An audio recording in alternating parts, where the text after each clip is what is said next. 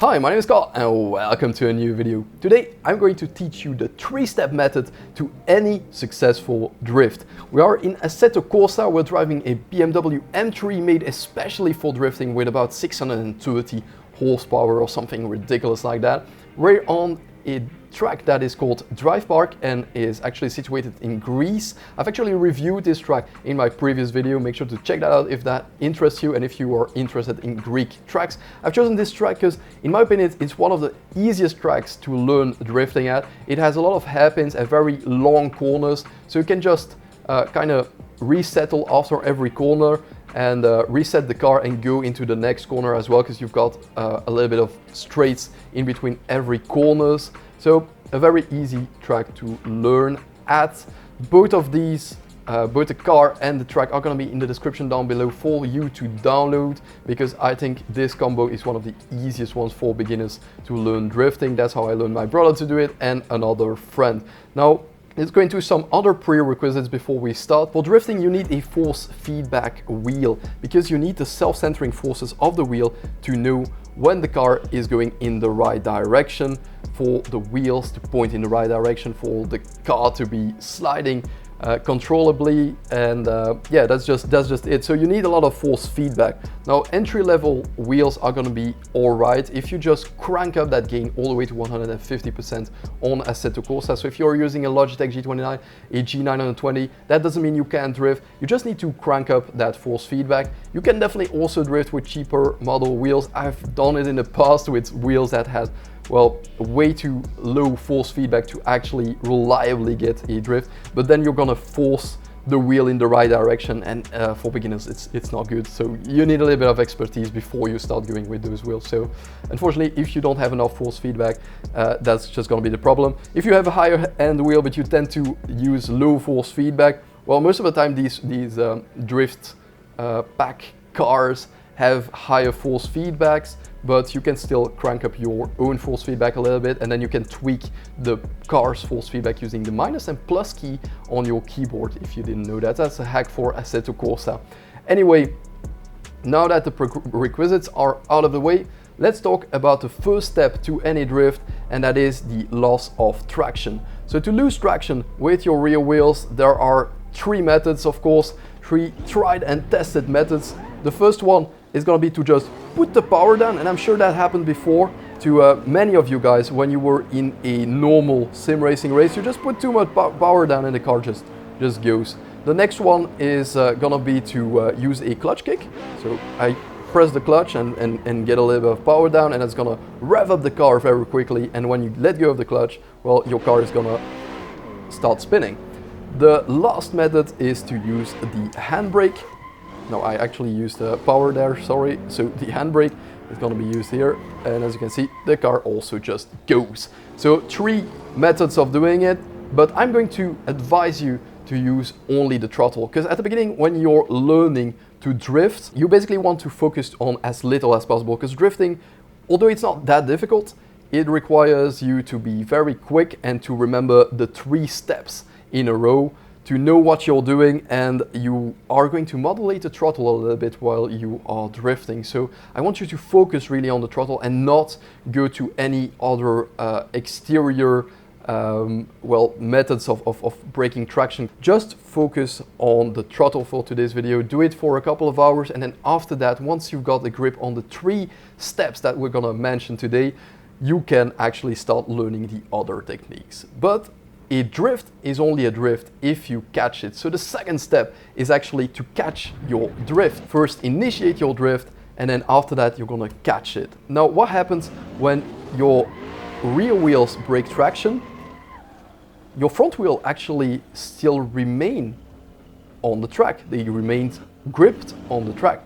So that means that they are actually already conveniently pointing in the right direction, as you can see there. Your front wheels are already pointing in the right direction. So that means that basically all you need to do is break traction, keep your rear wheel spinning by keeping the power down. Now, when you use the power, you're gonna punch the power down to completely break traction, and afterwards you want to find a position to keep it at, to keep your rear wheel spinning during the drift. That takes a bit of practice, because sometimes you're going to spin around because you put too much power down, and sometimes you're going to regain traction violently because you didn't keep the power down enough. But while you're doing that, while you're breaking traction and you're going to take the wheel, you just let go of the wheel. And that's why the force feedback is so important, because it's going to place the wheel in the right direction. Your front wheels are already facing in the right direction, and your steering wheel is going to follow these front wheels, while the back is actually spinning around your front axis. So what you need to do is just let go of the wheel and catch it when you feel that they are pointing in the right direction. So put the power down, catch the wheel, and that's how you do the middle part of the drifting. So you put the power down, you catch the wheel, and then you let go of the throttle to regain traction. And that's actually the third step of this method. After every drift, you need to come back to reality at some point, even though I can tell you that sometimes you're really dreaming of being the king of the world while you're drifting, and you can feel like you want to keep going and going and going, but at some point you're gonna have to stop the drift, and that's when you're gonna go off throttle. Don't go completely off throttle, please don't do that. The weight transfer is gonna be very violent, and that's not gonna help you at all. So go slightly off throttle, let the rear wheels regain traction, and that's how you're gonna end up your drift. But wait, you need to remember something. So at the beginning of the drift, as I told you, your wheels are already gonna be pointing in the right direction, so you can just let go of the wheel. But at the end of your drift, well, your wheels are pointing basically parallel to your car. So you want them to be back straight, otherwise you're gonna go completely off track. So what you wanna do now is you actually want to do the opposite of the beginning of the drift. Instead of letting go of the wheel, you wanna grab onto that wheel and show the car who is master. So you're gonna unwind your wheel and put your wheels back in a straight direction while you regain traction. Let's kind of go in and show you what happens if you don't do what I just described. So what is going to happen if you grip back up and if you forget to show the car who's boss, basically. So you put the power down, you get a nice drift, and then you regain traction and oh shit, what happened? The car went all the way to the left. How did that happen? Well, you regain grip at the point you maybe wanted or maybe didn't want to. Maybe you just didn't put enough, maybe you didn't put enough power down and the rear wheels regain traction mid-drift. That can happen. Certainly when you're learning, you need to find the right balance of putting enough power down to keep the drift going and not to put too much power down that is going to send you into a spin. Or maybe it's at the end of your drift and you wanted to end your drift, but you forgot to unwind the steering wheel. That can also happen because in the beginning you're learning and you have to do all these steps quickly, one after another. So yeah, it can definitely also happen to you to just forget to unwind. So always remember to unwind, and I think that's one of the most common incidents from people who learn drifting, also in real life and stuff. They forget to unwind, and then the scenes, the tears and everything when the car just, well, goes off track all of a sudden because they forgot to unwind and it just plow into a wall, and I can tell you that's gonna cost you a lot of money. Let's do it now the right way. So we've got another nice corner coming up and we're gonna lose traction, and then once we want to come back to reality, we unwind that wheel. Let's do it one more time here. So we keep the wheel going, and then once we want to grip up, we come back. As you can see, you can just do, well, corner after corner on this track and just keep it going. As you can see, every time I grip back up, doesn't matter how, maybe because I don't put enough power down, or because I go too far into drift or something, you just unwind the car, and then mid-corner, as you can see, I can also steer the car. It's not because I'm still drifting that I can't change the car's direction, but that's gonna come naturally at some point. So at the end of the drift, always put the car back in the right direction. And as you can see, I'm starting to kind of change corners as I go. The faster you go and the more drifts you do, the closer you're gonna get to chaining corners. And if you're able to do a couple of drifts in a row, you're gonna see, like, as you can see, I just put the wheel back straight.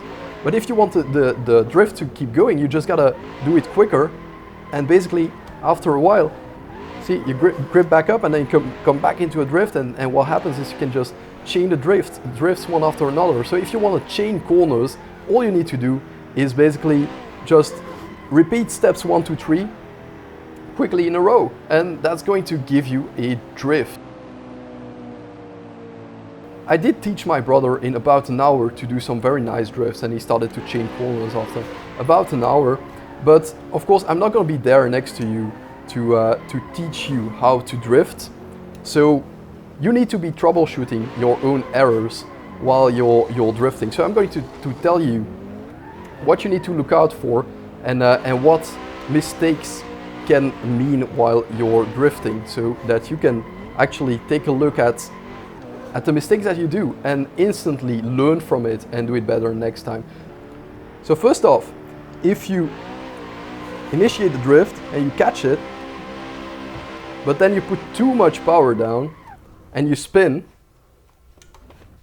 then that means you probably had too much speed or too much power. It's kind of difficult on this track to mess it up though, because you kind of lose a lot of speed in most of these corners. So kind of difficult to show it, but like here for example, I spun around. That just means I put too much power down. Contrarily, if you start your drift and then you just kind of stall, that just means that you didn't put enough power down. So that's basically the two things that can happen. And stalling is most of the time actually a little bit worse, because if you stall, let's say, and you kind of had a lot of speed, but you grip up all of a sudden because you didn't put enough power down. I'm gonna do it here. So come here, and then you grip up, but you didn't mean to grip up. Well, your car is just gonna spin off track and it's gonna destroy your car. But we already talked about this, so if this happened mid-corner, that means you just didn't put enough power down. If this happens at the end of the corner and you just don't know where it came from, that probably just means that you forgot to unwind. So if it's at the end, oh, yeah, okay, I do a spin, that's not what I wanted to do. So even if you've done a lot of drifting, you can still get it wrong sometimes, but it's no big deal. So here, for example, oh, I forgot to unwind. I didn't unwind fast enough.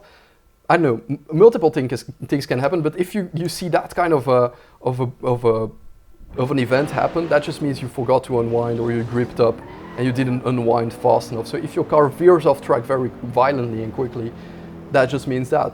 So let's synthesize the three-way method so you guys can easily apply this while you're training to drift. First off, we've seen that in the first step we need to break off traction by using a throttle kick. Now while you're breaking traction, you actually kind of need to steer into the corner. I felt like that was kind of natural and I didn't need to mention it, but I'm just saying it now so to make sure that you guys don't just go straight on or something, but you need to kind of steer into the corner to initiate a drift. Then, once the drift is initiated, you're gonna keep your throttle going so your rear tires keep spinning and you don't suddenly grip up. At the same time, you let go of the wheel and catch back up as soon as it kind of centers itself. Don't like throw your arms away or something, just kind of let go of the wheel and grab it back up. You don't need to put your hands 20 meters away from the wheel. But then once you've done that, you're actually controlling the car and you can kind of steer in and out of the corner to get closer or further from the inside curb. Finally, when you're done with your drift, you're gonna grip back up by slowly releasing the throttle. You're not gonna entirely release the throttle because that's gonna shift the weight way too much and it's gonna make it very difficult to control the car. But while you're going off throttle, you're going to unwind the wheel and put it back in a straight position. Gonna physically go into that wheel and put the front tires where they should be. And that is how you successfully drift. Thank you all so much for watching this video. If you made it this far into the video, you probably really enjoyed it. So make sure to subscribe to the channel and ring that bell for more sim racing content. I've got some very creative things that have to do with drifting coming up on this channel. I also do a variety of other motorsports in sim racing and I always try to include everyone into them. So regardless of how much knowledge you have, you will always be welcome on any of my videos. I try to bring a little bit of story elements as well in there. So if you are a motorhead, I do believe you will enjoy my channel. Anyway, thank you all so much for watching this video, and I'll see you space racers next time. Goodbye.